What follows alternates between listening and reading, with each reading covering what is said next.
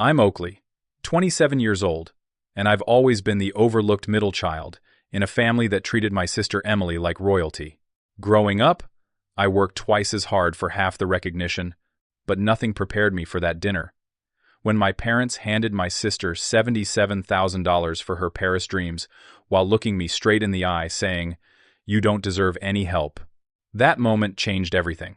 I walked away, built my life from scratch, and now, 4 years later, my sister drove past my $6 million house and called our father in tears. Before I tell you how I went from family outcast to self-made millionaire, drop a comment telling me where you're watching from, and subscribe to hear more stories about turning rejection into success. I grew up in Wellesley, Massachusetts, a pristine Boston suburb where our upper-middle-class family fit right in with the manicured lawns and private school bumper stickers. Our 5-bedroom colonial house was the perfect backdrop for what looked like the perfect family on Christmas cards, but appearances can be deceiving.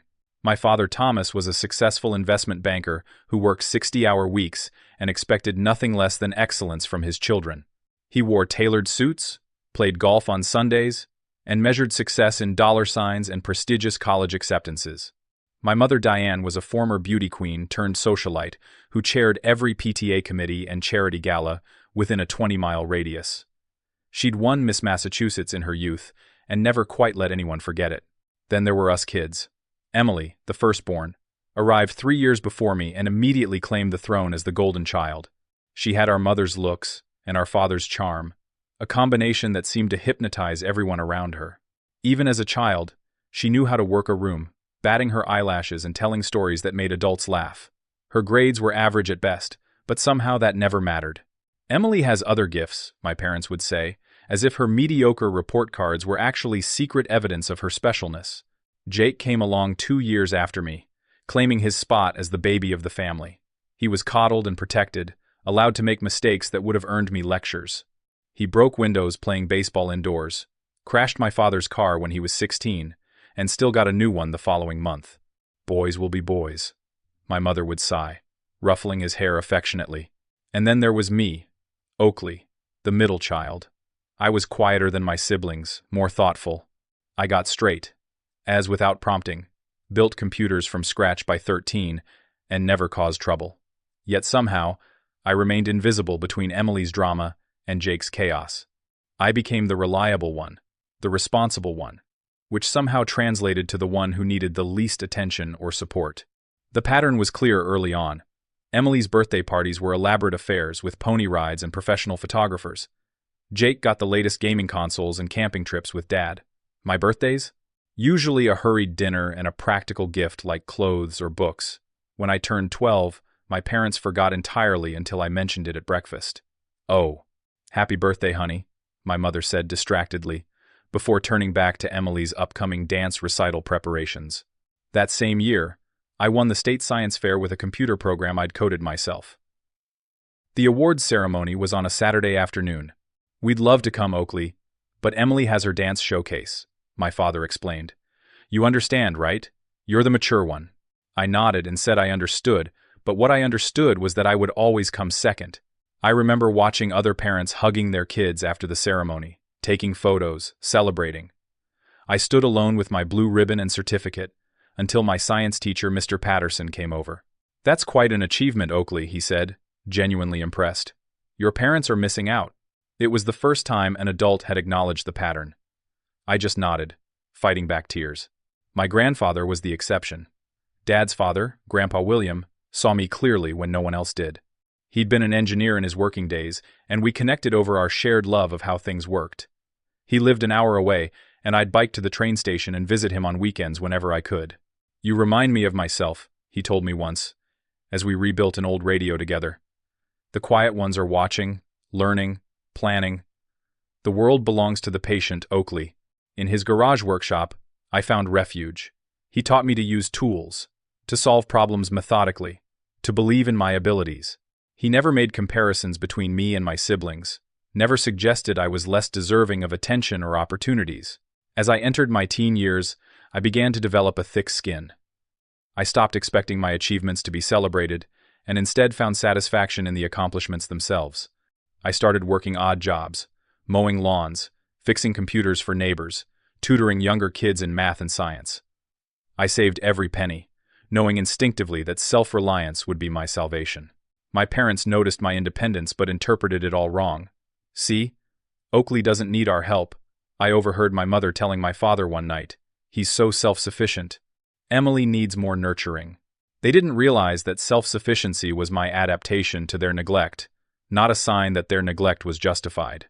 But I was learning valuable lessons in those early years, lessons about resilience and self-worth that would serve me well later when the stakes became much higher. Grandpa William saw the truth. "Don't let them convince you that you deserve less," he told me during one of our weekend visits when I was 15. "They've got it backwards, son. The fact that you can stand on your own makes you more deserving of support, not less." Those words became my silent mantra in the years ahead, even as the disparity in how we were treated grew more pronounced and more painful. I was learning, watching, and planning, just as my grandfather said. I just didn't know yet what I was planning for. High school only magnified the differences in how my parents treated their 3 children. While Emily floated through her classes with C's and occasional B's, she was lavished with rewards. I still remember her junior year when she managed to pull a B+ in French. My parents took her to New York for a weekend shopping spree, spending thousands on designer clothes and Broadway shows. Meanwhile, I maintained a perfect 4.0 GPA, took every advanced placement course available, and spent my evenings either studying or working at the local computer repair shop. My academic achievements were met with brief nods and comments like, "That's what we expect from you, Oakley." During my sophomore year, I won a regional coding competition that came with a $500 prize. I used that money to buy parts and built my own custom PC, staying up late for weeks to perfect it. When I finally showed it to my father, hoping for some recognition, he glanced at it and said, "Couldn't you have just bought one? Seems like a waste of time."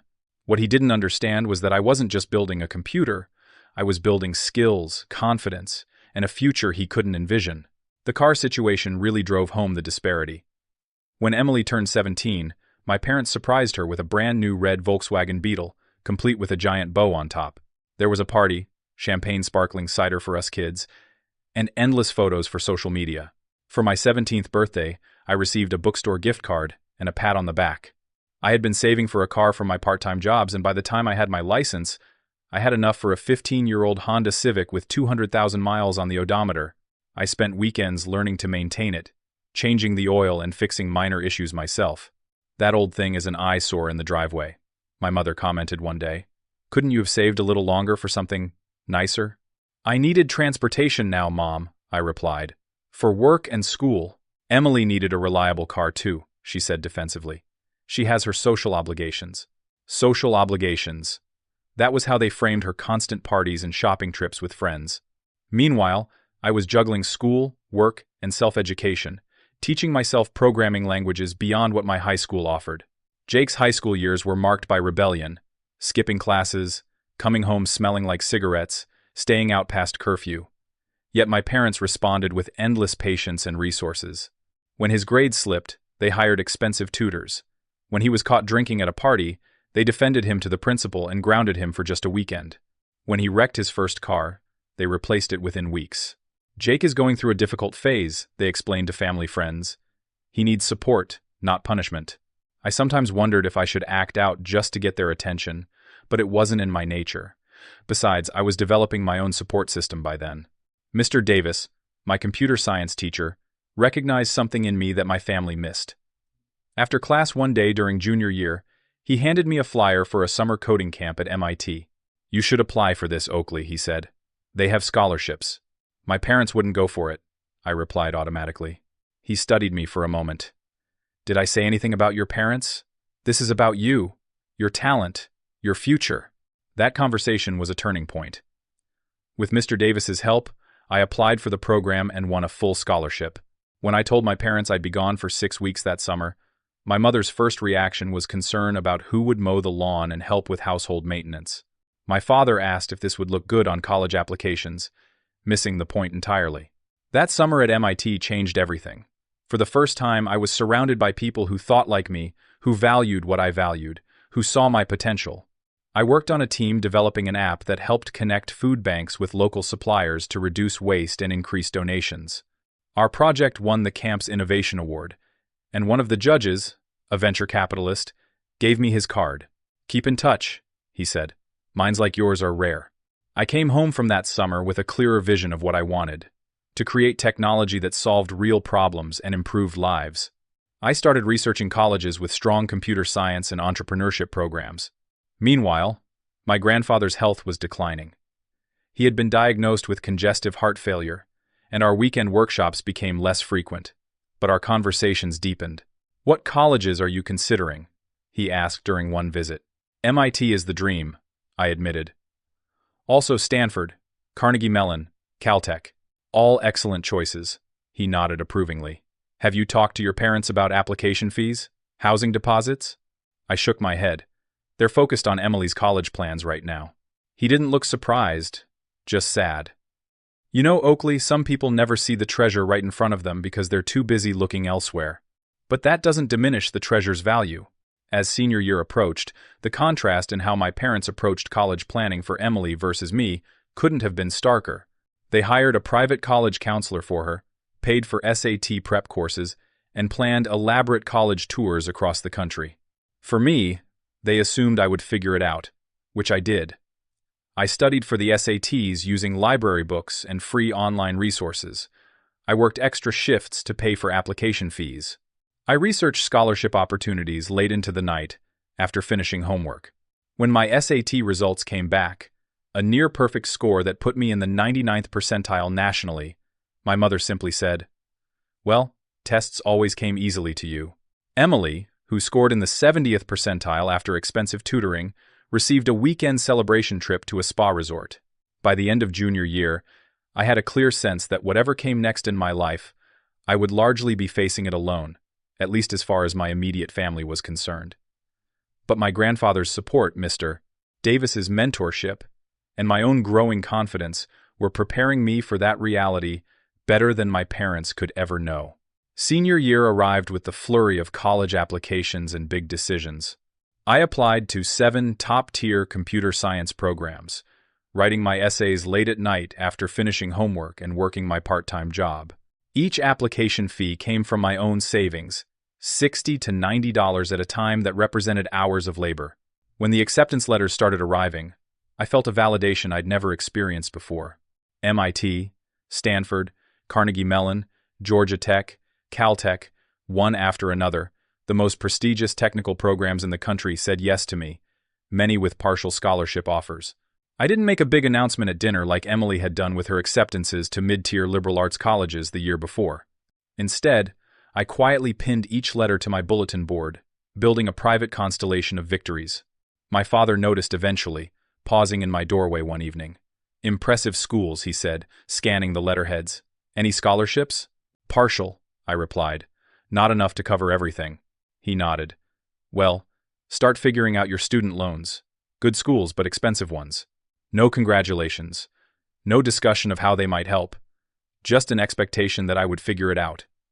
I wasn't surprised, but it still stung. Around this time, my grandfather's health took a turn for the worse.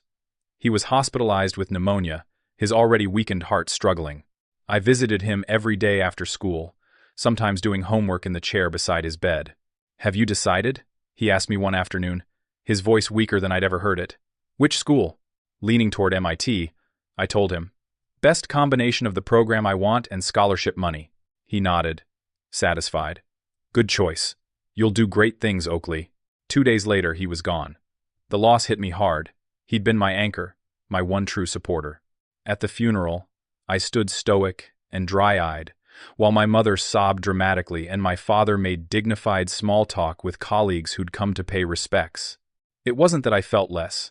I felt too much to display it in front of people who had never understood our bond. After the service, my father's lawyer approached me. "Your grandfather left you something," he said quietly. "Not much, I'm afraid. The medical bills took most of his savings, but he was insistent that you receive what was left. The inheritance was $15,000, not enough for even a year at MIT, but enough to give me a start. It felt like my grandfather's final vote of confidence, his way of saying, 'I believe in you.'" A week after the funeral, Emily came home for a visit from her college in Vermont. Over dinner, she made an announcement. "I've been thinking about my future," she said, twirling pasta around her fork. And I've decided I want to study art in Paris for my junior year. My parents' reactions were immediate and enthusiastic. Paris! How wonderful! My mother exclaimed. Great opportunity, my father agreed. International experience looks excellent on a resume. Emily went on to describe a program at an exclusive art institute, explaining how it would help her find her artistic voice and make connections in the European art scene. Never mind that her art classes in college had been electives, not her major, and that she'd never shown particular talent or dedication to art before. It's expensive, though, she finally admitted, looking at our parents with her perfected, pleading expression. Tuition, housing in Paris, travel, supplies, spending money? How much? My father asked, reaching for his reading glasses to review the brochure she'd brought. $77,000 for the year, she said, her voice small but expectant. I nearly choked on my water. $77,000 was more than 4 times what my grandfather had managed to leave me after a lifetime of work. It was more than 2 years of in-state tuition. It was a sum I couldn't even fathom asking for. My father studied the brochure, discussed the details with my mother, and then nodded. We'll make it happen, Emily. It's an investment in your future. Just like that. No questions about her mediocre grades or changing interests. No discussion of loans or jobs or responsibility. Just, we'll make it happen. Something shifted in me then. A lifetime of inequity crystallized into a single moment of clarity. I cleared my throat. Dad, I've decided on MIT, I said. I got a partial scholarship, but I'll need about $30,000 for the first year after what Grandpa left me. The table fell silent. My father removed his glasses slowly. Oakley, MIT is very expensive, he began. So is Paris, I countered. That's different, my mother interjected. Emily is studying abroad. It's a once-in-a-lifetime cultural opportunity. And MIT is a once-in-a-lifetime educational opportunity, I said, fighting to keep my voice level. I've been accepted to the top computer science program in the world. My father sighed. Look, Emily needs this experience. Her development as an artist depends on cultural exposure and networking. And what about my development? I asked, feeling something break loose inside me. Years of quiet acceptance, giving way to justified anger. You're different, Oakley, my father said, his tone dismissive. You've always been self-sufficient. Emily needs support to thrive. Well, you don't deserve any help. You'll figure it out on your own. You always do. The words hung in the air like poison. You don't deserve any help. Emily, at least, had the grace to look uncomfortable, studying her plate intently. Jake smirked slightly, enjoying the drama. My parents looked at me expectantly, waiting for my usual acquiescence. But something had changed. Maybe it was losing my grandfather. Maybe it was the sheer magnitude of the injustice, or maybe it was simply that I had finally reached my limit. I see, I said quietly, placing my napkin beside my plate and standing. Thank you for making things so clear. I walked upstairs to my room and closed the door. For hours, I sat on my bed, thinking. All the years of unequal treatment, of being told implicitly and now explicitly that I deserved less, simply because I asked for less, that I was worth less investment because I had proved I could survive without it. In that moment, I made a decision that would alter the course of my life. If my family wouldn't support me, I would succeed without them. If they thought I deserved nothing, I would show them, and the world, just how wrong they were. The next morning, I applied for a small studio apartment near the state university. It wasn't MIT, but it had a solid computer science program, and with my grandfather's money and a full-time job, I could afford it without debt. I accepted their offer of admission and arranged to move out the following week. When I announced my decision at dinner, my parents seemed almost relieved. State school is much more reasonable, my father said approvingly, missing the point entirely. When will you be back for visits? My mother asked. I won't, I replied simply. I'm cutting ties. I wish you all well with your lives, but I need to build mine separately. They didn't believe me at first. They thought it was a phase, a tantrum. But when I loaded my few possessions into my old Honda and drove away without looking back, something in their expressions finally shifted. The first glimmer of understanding that they had lost me through their own actions. Emily texted me later that night. They're in shock. Are you really never coming back? I replied with the truth. Some bridges can't be unburned. Enjoy Paris. Then I turned off my phone, started my new life, and didn't look back. The studio apartment I rented was 20 minutes from campus, in a neighborhood that real estate agents would generously call transitional. It was 300 square feet of independence, a kitchenette with 2 burners that worked most of the time, a bathroom where the shower temperature fluctuated without warning, and a main room that served as bedroom, living room, and office. The rent consumed nearly half my monthly budget, but it was mine. I used my grandfather's inheritance carefully, allocating $12,000 for first semester tuition and books, and keeping $3,000 as emergency funds. That left me completely responsible for rent, food, transportation, and all other expenses. Within my first week, I secured 3 jobs: morning shifts at a coffee shop near campus that started at 5 a.m., evening work at the university computer lab helping students with technical issues, and weekend gigs fixing computers and building websites for local businesses. Between classes and work, I averaged about 5 hours of sleep per night that first semester. My academic performance earned me a merit scholarship that covered 70% of my tuition for the following semesters, easing some financial pressure. But I maintained all 3 jobs, knowing that in the tech world, experience often mattered more than degrees. It was in the university computer lab that I met Professor Wilson, a former Silicon Valley engineer who'd left the industry to teach. He noticed me helping a graduate student debug a complex program. "That's not the approach I would have taken," he said, watching over my shoulder. "But it's elegant. Where did you learn to code like that?" "Self-taught, mostly," I replied. "Started when I was 12. His eyebrows rose. "And yet you're in CS 101? "Transfer requirements," I explained. After that, Professor Wilson took an interest in my progress. He allowed me to sit in on his advanced classes unofficially and gave me access to research projects that undergraduate students rarely saw. More importantly, he treated me as a colleague rather than a student, challenging my ideas and expanding my thinking. "You should have been at MIT or Stanford," he remarked once after I solved a particularly difficult problem. "Why aren't you?" I gave him the abbreviated version of my family situation. "Their loss," he said simply. "Their tremendous loss." During my sophomore year, I developed my first commercially viable app, a simple tool that helped small businesses manage inventory and predict ordering needs based on sales patterns. I priced it affordably at $20 per month, targeting local shops that couldn't afford enterprise solutions. Within 6 months, I had 300 subscribers and a steady income stream that allowed me to quit the coffee shop job. More importantly, the app's success gave me confidence. I was creating value, solving real problems, and people were willing to pay for my solutions. The validation I'd never received from my family was coming from the market instead. By junior year, I had moved to a slightly better apartment and was taking maximum course loads to graduate early. I was focused, driven, and completely disconnected from my former life. I hadn't spoken to my parents or siblings in almost 2 years. Sometimes I wondered about Emily's Parisian adventure or Jake's college experience, but the wondering was fleeting, academic curiosity rather than emotional connection. In an entrepreneurship class, I met Alex and Jordan, 2 business students with complementary skills to mine. Alex had a gift for marketing and user experience design, while Jordan understood financial modeling and business development. We started meeting weekly to brainstorm startup ideas, fueled by cheap pizza and expensive dreams. Our first venture was a failure, a social media platform for college students to exchange textbooks and course materials. We built it over a summer, launched it with excitement, and watched it flounder as existing platforms like Facebook groups served the same purpose with less friction. The experience was humbling, but educational. "We built something nobody actually needed," Jordan observed during our post-mortem discussion. "We assumed the problem without validating it." That lesson proved invaluable for our next attempt.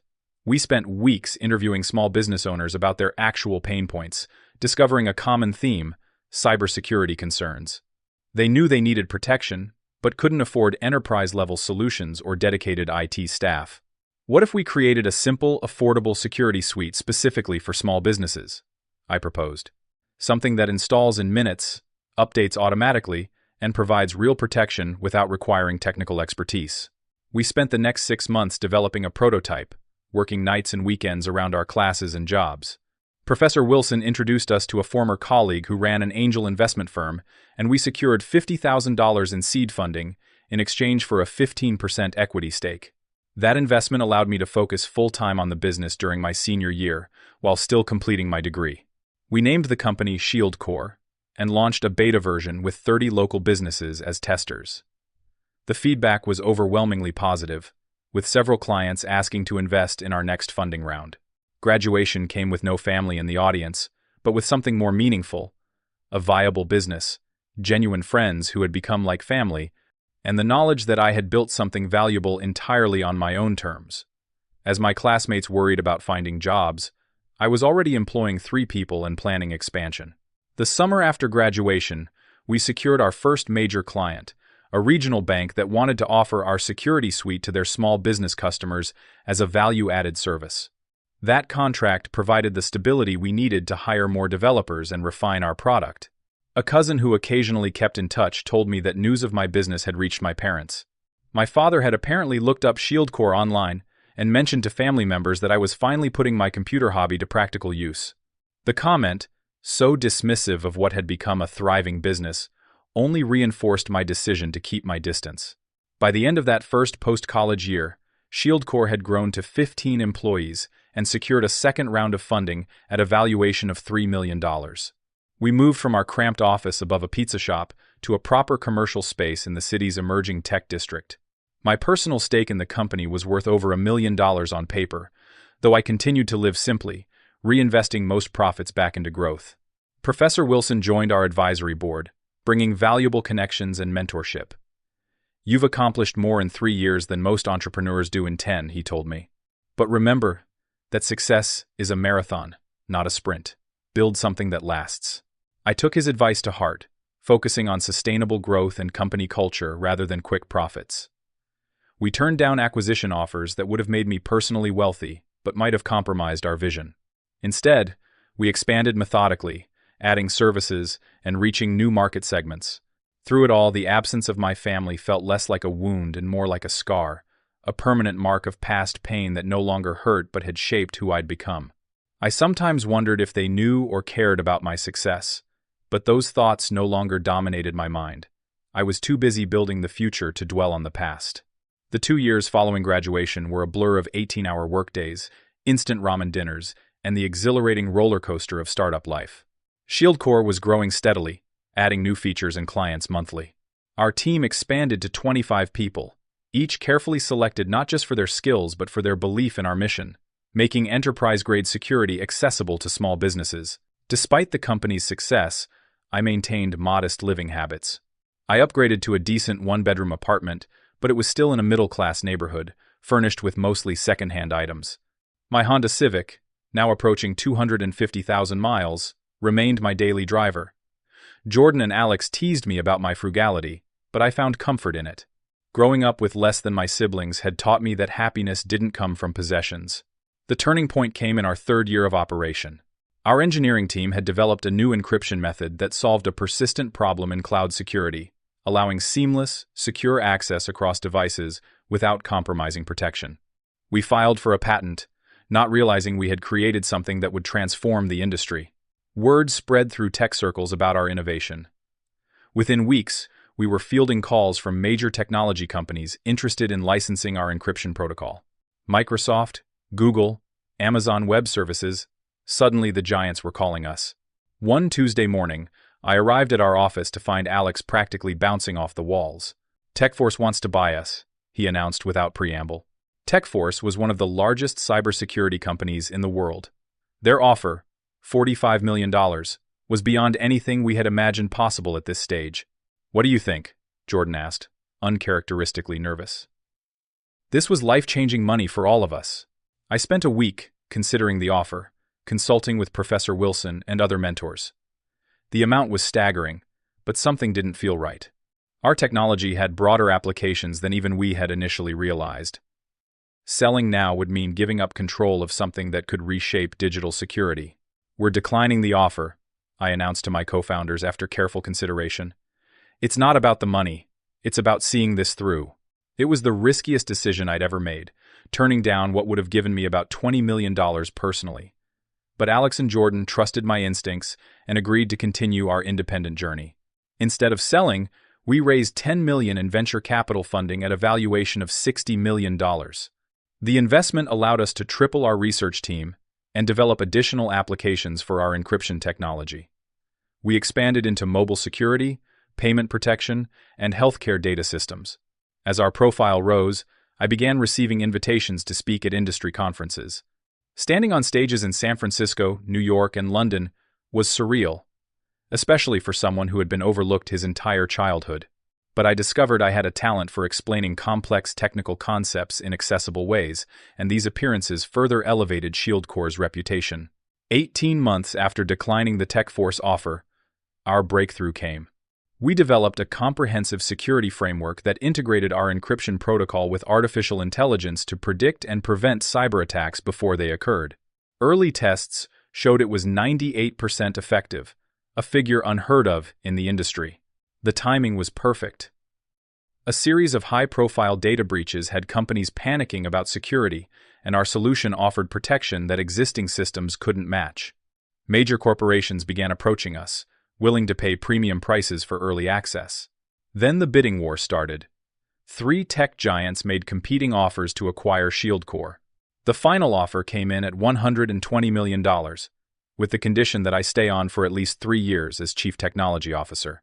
At 25 years old, I found myself in a boardroom signing papers that would make me and my partners wealthy beyond anything we had imagined when we started, with nothing but student debt and big ideas. My personal share after taxes and investor payouts was just over $50 million. The acquisition made headlines in tech publications. "College dropout builds security empire," one headline proclaimed. "Getting my story wrong, but capturing the essence of the journey. Security startup sells for 9 figures," another announced. That evening, after the papers were signed and champagne had been drunk, I sat alone in my apartment, trying to process the magnitude of what had happened. I had started with $15,000 from my grandfather and built something worth $120 million. I had proven my worth in the most tangible way possible. Not that I needed my family's validation anymore, but there was satisfaction in knowing they had been objectively, measurably wrong about me. In the months that followed, I adjusted to my new reality. I purchased a house, not in my hometown where my family might see it, but in an exclusive neighborhood in a city 2 hours away. The $6 million property was set behind gates, with 5 bedrooms I didn't need, but views of the ocean I cherished. I bought 2 cars, a practical electric vehicle for daily use, and a vintage Porsche I'd admired since childhood. But mostly, I invested my wealth carefully, determined never to be financially vulnerable again. My role as CTO kept me busy and engaged.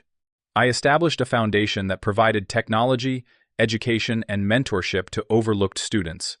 Middle children, statistically, received less parental investment than their siblings, and I wanted to help level that playing field. I created a scholarship specifically for students who demonstrated potential but lacked family support.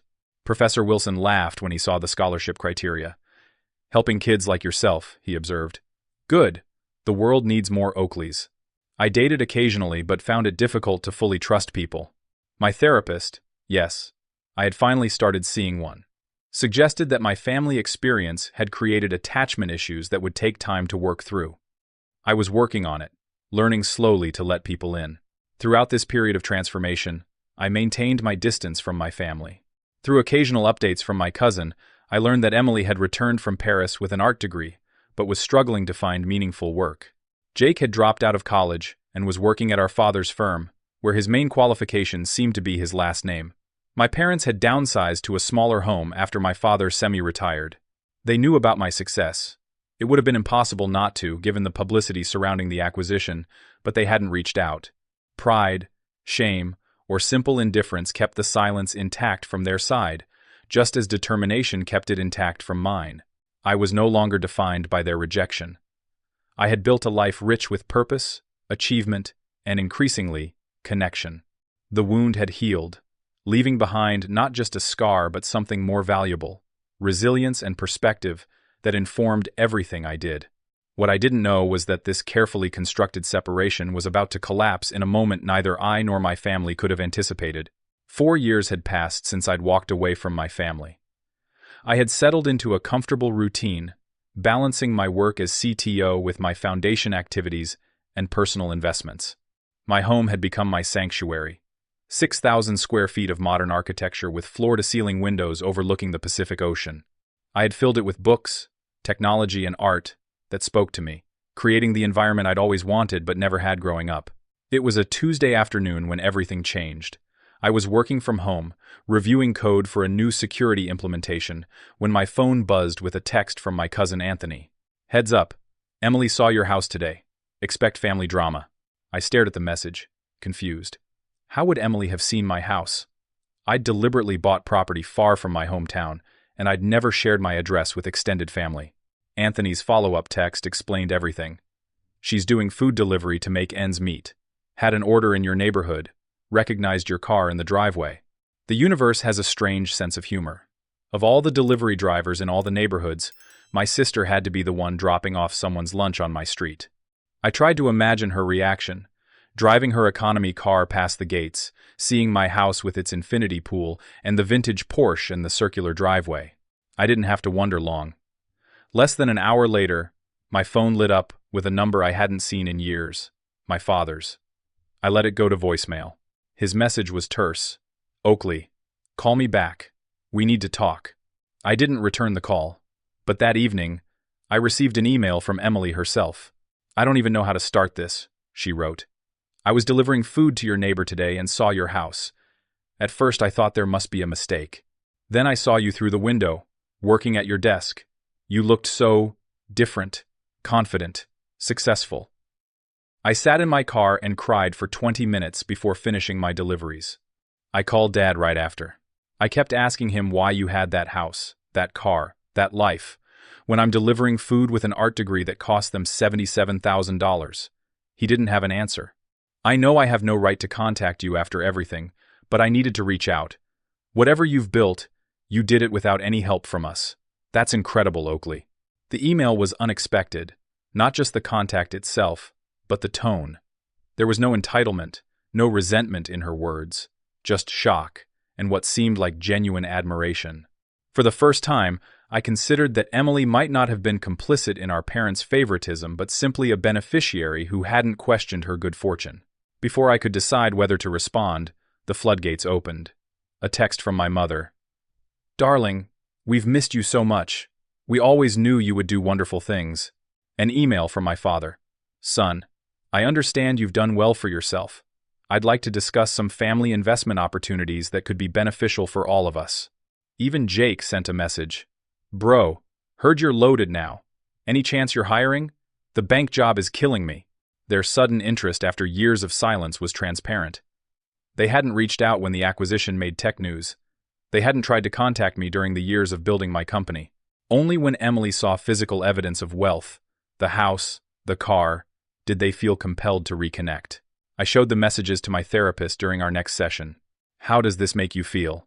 she asked, the quintessential therapist question. "Validated," I admitted, "and sad, and angry, and tired." "All valid responses," she nodded. "The question is what you want to do with these feelings, and with their overtures." It was a question I wrestled with for days. Part of me wanted to ignore them completely, to maintain the clean break that had served me well. Another part wondered if there could be healing in confrontation, not for their benefit but for mine. After a week of consideration, I received a formal dinner invitation from my parents via email. They proposed meeting at Le Ciel, one of the most expensive restaurants in the region. Their attempt to select a venue they thought would impress me. "Should I go?" I asked Professor Wilson over lunch. He considered the question carefully. "Do you want reconnection or closure?" he finally asked. "I'm not sure," I admitted. "Then go," he advised. "You'll figure it out when you see them. Just remember, you're not the same person who left them behind. You're negotiating from a position of strength now, not need." I decided to accept the invitation, but on my terms. I suggested an alternative restaurant, less ostentatious but with excellent food, and specified that I would meet with them once, with no commitment to ongoing contact. The night before the dinner, Emily called me directly. "Are you really coming tomorrow?" she asked, her voice uncertain. "Yes. I'm nervous," she admitted. "I've rehearsed what to say to you 100 times, and nothing seems adequate. Just be honest," I told her. "That's all I'm looking for at this point." There was a pause before she responded. "I never thanked you for the birthday card last year." I was confused. "I didn't send you a birthday card." "Oh." Her confusion matched mine. Someone sent an anonymous donation to the community art center where I volunteer, in honor of my birthday. It was $5,000. I thought maybe. It wasn't me, I said truthfully. But that's a nice coincidence. The awkward conversation ended soon after, but it left me wondering. In all the messages and overtures from my family, Emily's alone seemed free of agenda. She wasn't asking for money or connections or forgiveness. She just seemed to want to understand what had happened, and perhaps who her brother had become. I spent the morning of the dinner meeting with my foundation team, reviewing applications for our technology education grants. The work centered me, reminding me of why I had created the foundation, to ensure that other overlooked young people received the support I hadn't. By the time I left for the restaurant, I felt grounded in my purpose and clear about my boundaries. I arrived at the restaurant 10 minutes early, preferring to be seated first, rather than walking in to find them waiting. The maitre d' led me to a private dining room I had requested. This conversation wasn't for public consumption. My parents arrived first, looking older than I remembered. My father's hair had gone completely gray, and my mother had lost weight. They hesitated at the doorway, clearly uncertain about how to greet me. I stood but didn't move toward them. "Thank you for coming," I said formally. They took seats across from me, their discomfort palpable.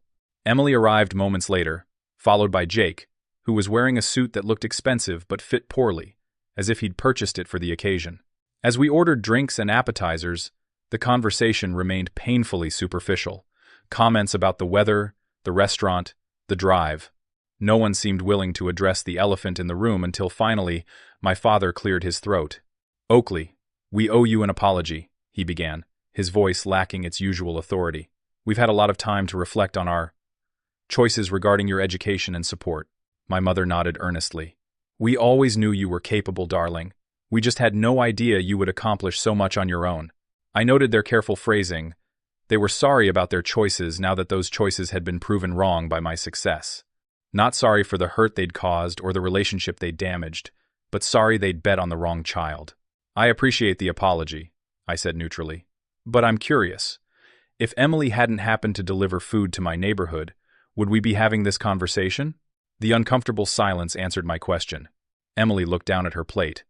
"I'm sorry too, Oakley. Not just for now, but for never questioning why I got so much when you got so little. I took it for granted." Her apology felt genuine, touching something in me that the others hadn't reached. Jake, predictably, took a different approach. "So what exactly do you do now? Your company builds security software or something? Do you need business development people? Because I've been thinking about leaving banking." "Jake," my father warned quietly. But the moment crystallized everything. My brother, who had received every advantage, was now looking to leverage my success. My parents, who had explicitly told me I didn't deserve help, now wanted access to the wealth I'd created without them. Only Emily seemed to be approaching this reunion with something resembling genuine remorse and self-awareness. The dinner continued with strained conversation. My parents inquired about my work, my home, my investments. Financial topics dominated their interest. I answered vaguely, sharing only what would be public knowledge. When the meal ended, my father insisted on paying, a symbolic gesture that changed nothing. As we prepared to leave, my mother touched my arm hesitantly. "Will we see you again? Perhaps you could come to the house for dinner next week. Your old room is still there, just as you left it." I looked at her, trying to see the mother I'd needed years ago in the woman standing before me now. "I'll need to think about that," I said honestly. "This is a lot to process." Emily walked me to my car. "I'm not asking for anything," she said quickly. "I just want you to know that. I'm genuinely happy you've found success, and I understand if you don't want us in your life." Looking at her, the golden child now humbled by reality, I felt the first stirrings of something like compassion. "Let's get coffee next week," I offered. "Just us." Her smile was surprised and genuine. "I'd like that." As I drove home that night, I reflected on how differently the evening had felt from what I'd anticipated. I had expected to feel vindicated, triumphant even. Instead, I felt a complicated mix of emotions. Lingering anger, yes, but also pity and a strange sense of freedom. I didn't need their approval anymore. I didn't need their love or support or attention. Whatever relationship we might have going forward would be entirely on my terms, based not on obligation but choice. My phone buzzed with texts from both parents, already pushing for more contact, more connection. Jake had sent a LinkedIn request. Only Emily had respected the boundaries I'd set, waiting for me to make the next move. The contrast told me everything I needed to know about moving forward. The restaurant I chose for the family dinner had been neutral territory, neither their world nor mine. For my coffee with Emily the following week, I selected a small cafe near the community arts center where she volunteered. This was deliberate. I wanted to see her in her element, to understand who she had become beyond our shared history. She was already seated when I arrived, sketching in a notebook. She looked up and waved, seeming nervous but genuine. "I ordered you a black coffee," she said as I sat down. "You always liked it simple, right?" The fact that she remembered such a small detail caught me off guard. "Thanks," I said, surprised. "Still do." There was an awkward moment of silence before she closed her sketchbook. "So, this is weird, right? 4 years of nothing and now we're having coffee like normal siblings." Her directness was refreshing. "Very weird," I agreed, "but probably necessary." "Can I ask you something?" she ventured. When I nodded, she continued. "Are you happy? Not just successful, but actually happy?" It wasn't the question I'd expected. Not about money or connections or how I'd built my company, but about my emotional well-being. The thing our family had always been worst at discussing. "I'm getting there," I answered honestly. Building the business was all-consuming for a long time. Now I'm learning to build a life beyond work. "What about you?" She sighed. "Not really. The Paris thing was, well, it was a mistake. I wasn't passionate about art, not truly. I was passionate about the idea of being an artist in Paris. I wasted so much money, their money," she corrected herself, "on something I wasn't committed to." "What would you do differently?" I asked, genuinely curious. "Study business, probably. I'm good with people, with making connections. I just needed direction." She traced the rim of her mug with her finger. "It's humbling to deliver food to make ends meet, but it's also clarifying. I know what I don't want now." We talked for almost 2 hours, not as the children we had been, but as the adults we had become. She told me about her struggles to find meaningful work, her volunteer teaching at the art center, her recent breakup with a boyfriend who had been more interested in our family's perceived status than in her. I shared selective details about my journey, the early days of Shield Corps, the mentors who had supported me, my foundation work. I didn't mention financial specifics or the depth of my struggles, maintaining some protective distance. "Mom and Dad keep asking about you," she said eventually. "They want to know if you'll come to dinner at the house." "I'm not ready for that," I told her. "Maybe never will be." She nodded, unsurprised. "I get it, but would it be okay if you and I kept in touch? No pressure, no family drama, just rebuilding something new?" Her request seemed sincere, and of all my family members, she was the only one who had approached me with honesty rather than agenda. "I'd like that," I said, surprising myself with how much I meant it. Over the following months, Emily and I established a cautious relationship. Coffee every few weeks became a regular occurrence. I learned that beneath the golden child exterior, she had her own insecurities and regrets. She had been shaped by our parents' favoritism too, just differently. My parents continued their attempts to re-establish contact, growing increasingly persistent. My father sent business proposals, thinly veiled attempts to access my connections and capital. My mother left emotional voicemails about family bonds and second chances. I maintained my distance, responding with brief, polite messages that established clear boundaries. Jake was the most transparent. After I declined to hire him, he sent a direct request for a family loan of $50,000 to start his own business venture, which, upon Emily's reluctant disclosure, turned out to be a sports bar concept he'd failed to get bank funding for due to his poor credit history. 6 months after our initial reunion, Emily called me with news. "Mom and Dad are selling the house," she said, downsizing again. "Dad's investments haven't done well." I felt a pang of something. Not quite sympathy, but recognition of life's unpredictability. "Are they okay financially?" "They'll manage," she said, "but it's a blow to their pride, especially with how well you've done." Pride. That had always been at the center of our family dynamics. My parents' pride in appearances, in status, in having the right kind of successful children. How ironic that the child they'd dismissed had achieved the success they valued most. During a session with my therapist, I explored the complex emotions these developments stirred in me. "There's a part of me that feels vindicated," I admitted, but also a part that's sad for everyone involved. They missed out on a relationship with me, and I missed out on having supportive parents. That's grief, she observed. You're grieving what could have been. But I don't want to reconnect with them, I clarified. At least not in any meaningful way. Boundaries aren't the same as grudges, she reminded me. You can forgive someone and still choose not to have them in your life. That distinction between forgiveness and reconciliation became crucial to my healing process.